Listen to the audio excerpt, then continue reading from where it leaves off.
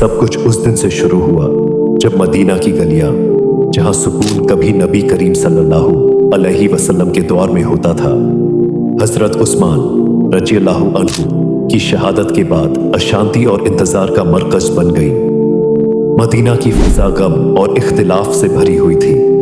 हजरत उस्मान रज़ियल्लाहु अन्हु के कातिल की तलाश, इंसाफ की मांग और नई खिलाफत का क़याम सभी मिलकर एक तूफान खड़ा कर चुके थे।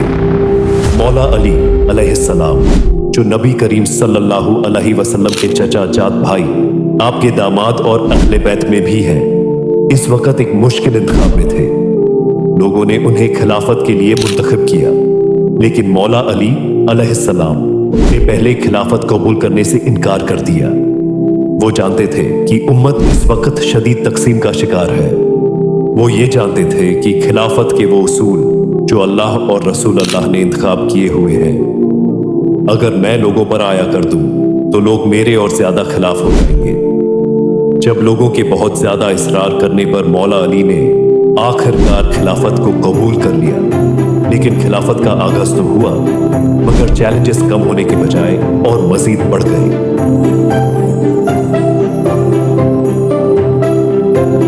मदीना में दो बड़े सहाबी, हजरत तलहा और हजरत जुबैर रज़ियल्लाहु अन्हुमा, जो अशराए मुबश्शरा में से हैं, यानी वो 10 सहाबी जिन्हें सुन्नी अहादीस के मुताबिक अल्लाह के नबी ने दुनिया ही में जन्नत की बशारत दे दी थी, उनमें से हैं। तिर्मिज़ी शरीफ की हदीस नंबर 3747।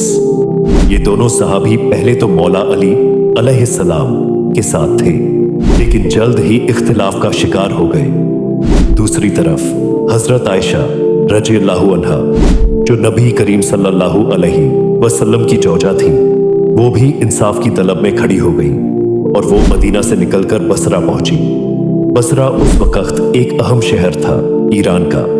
यहां से उन्होंने हजरत उस्मान रज़ियल्लाहु अन्हु के खिलाफ खड़ा करने की कोशिश की। मौला अली अलैहिस्सलाम ने उस वक्त सब्र और हिकमत से काम लिया। वो जानते थे कि अगर जंग छिड़ गई तो उम्मत को नाकाबिले तलाफी नुकसान होगा। जब अली अलैहिस्सलाम का लश्कर बसरा पहुंचा तो सबसे पहले बातचीत का रास्ता इख्तियार किया गया।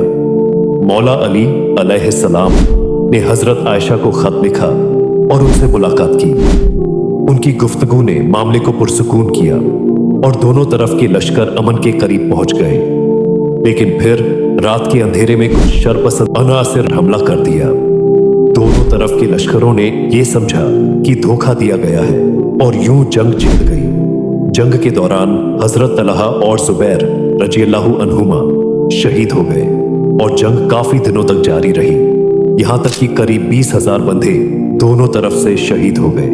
इस जंग को आखिरकार मौला अली अलैहिस्सलाम ने फतह कर लिया और हजरत आयशा रज़ियल्लाहु अन्हा को मौला अली अलैहिस्सलाम ने इज्जत व एहतराम के साथ मदीना वापस भेज दिया।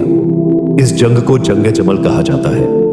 इस जंग के दौरान नबी करीम सल्लल्लाहु अलैहि वसल्लम की एक पेशगोई भी पूरी हुई।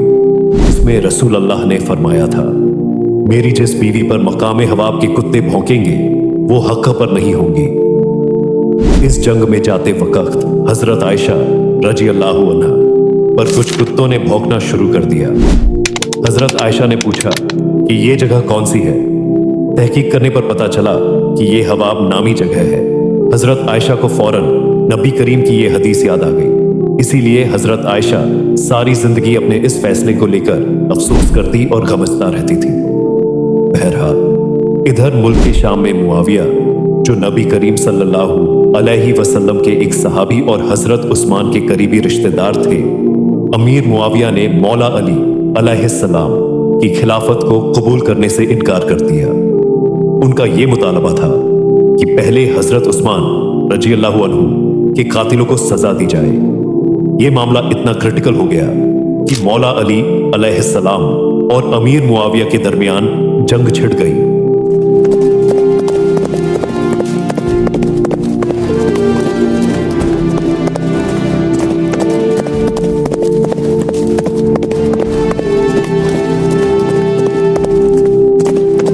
सिफ़ीन, जो दरियाए फ़ौरात के करीब एक मकाम है, जंग का मरकज बना।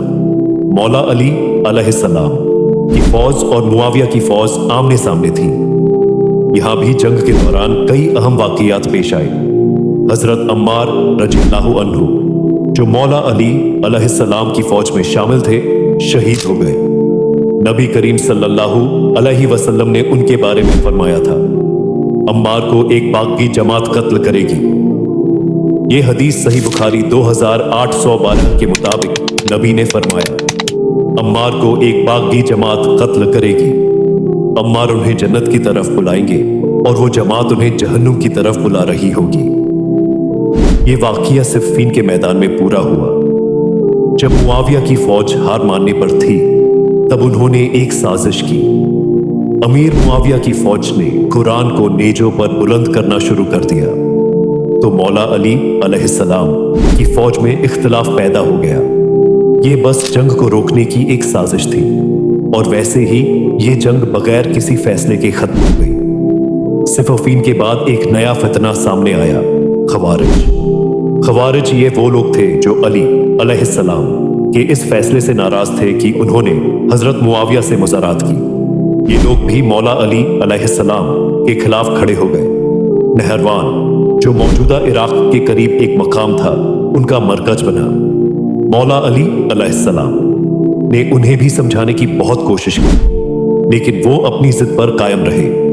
उनके अल्फाज थे, फैसला सिर्फ अल्लाह का है। मौला अली अलैहिस्सलाम ने कहा, यह फैसला सिर्फ अल्लाह का नहीं, तुम्हारे जज्बात का है। ये जंग नहरवान में लड़ी गई, जहां खवारिज को शिकस्त हुई, लेकिन उनका नजरिया बाकी रहा और बाद में उम्मत के लिए एक बहुत बड़ा मसला बन गया। आखिरी बाब कूफा में लिखा गया, जो मौला अली अलैहिस्सलाम का दारुल हुकूमत था।